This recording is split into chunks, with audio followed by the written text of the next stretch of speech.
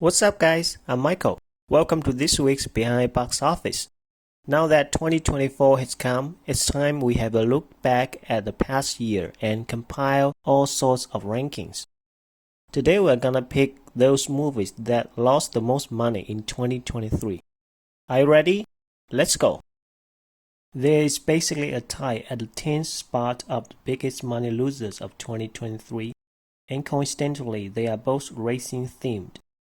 First up is Ferrari from director Michael Mann. Since launching on Christmas Day, Ferrari has been struggling to find audience, only grossing a bit over $10 million domestically after a week's release. Though its overseas rollout is still in early stage, Ferrari is already facing headwinds in markets where it opened, making crossing $50 million globally a difficult mission.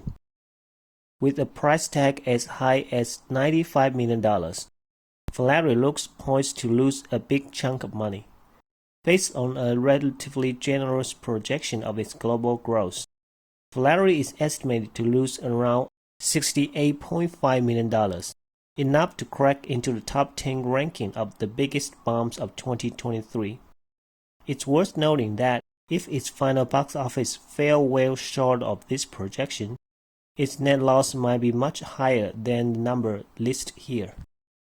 The other movie that's estimated to lose roughly the same amount of money is a very different one, Fast X. It grossed a huge $705 million globally, ranking at 5th place in 2023.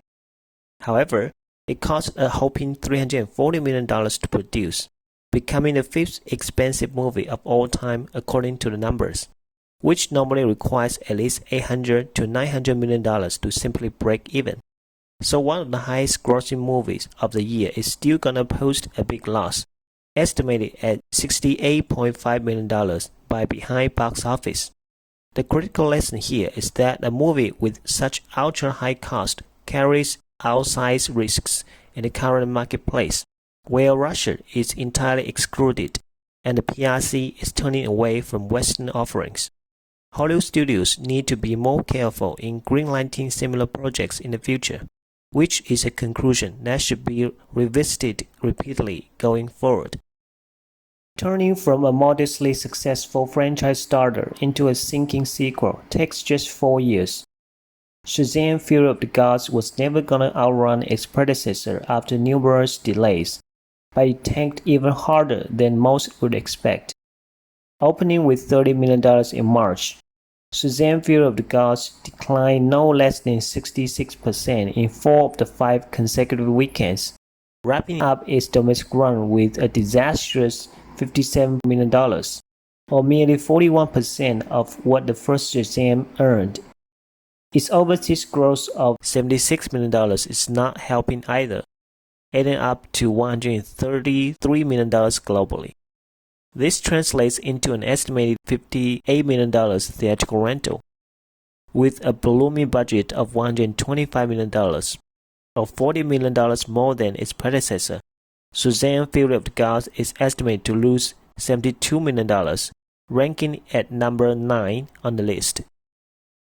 It's hard to understand why a sequel to the fast declining Expendables franchise was greenlit in the first place, and its poor performance is no surprise at all. It crashed even further from the previous installments, grossing only $51 million globally, on top of a price tag of $100 million. Behind Box Office estimated that Expendables lost around $78 million for Lionsgate, ranking as the 8th biggest bomb of 2023.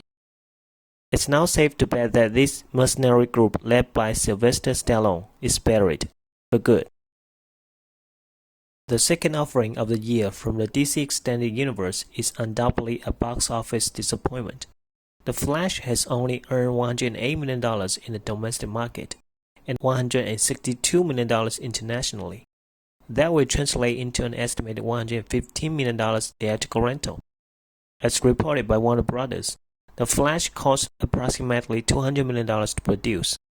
Putting actual revenue and cost together, The Flash is estimated to lose $90 million on a net loss basis, suffering 3 massive failures in 5 months, the other being Blue Beetle. A hard reboot of DCEU is the only viable option for Warner Brothers. A remake of the 2003 movie The Haunted Mansion, both of which are based on the same Disney theme park ride. The new version of Haunted Mansion failed to take off at the end of July, wrapping its global run with only $117 million, well behind the original's total gross. With a production budget of over $157 million, Haunted Mansion is estimated to lose $108 million, placing it at number 6 on today's ranking. But Disney's losing streak only gets started. Apple's ambitious venture into big-budget feature filmmaking is met with harsh reality, despite its collaboration with two of the cinema greats. Napoleon, directed by Ridley Scott, opened over the Thanksgiving holiday with $20 million, projected to finish with $62 million domestically. It fared somewhat better overseas, poised to gross $150 million outside of North America. However, its projection of $212 million globally can only translate into an estimated $90 million theatrical rental, with a $200 million cost. Behind box office estimated that Napoleon will lose around $110 million, a result that is certainly below Apple's anticipation. Another box office disaster from Disney, opening alongside Napoleon over Thanksgiving, which still couldn't shake off the negativity surrounding Disney projects, now projected to earn $185 million globally when it's all said and done, with a price tag of $200 million, which is estimated to lose $125 million, roughly on par with last year's Strange World, despite more than doubling the latter's total gross. 2021's Incl is still the only minor hit of Walt Disney Animation Studios post-pandemic. It remains to be seen when the prestige animation house can break this curse. Apple's gamble in the production of big-budget epic didn't seem to pay off. Killers of the Flower Moon, directed by legendary Martin Scorsese, was released in October with a lukewarm $23 million debut domestically, projected to wrap up its theatrical run at $159 million globally. On the other hand, Killers of the Flower Moon cost as much as $200 million to make, drastically reducing its chance to shrink the loss, let alone to turn a profit.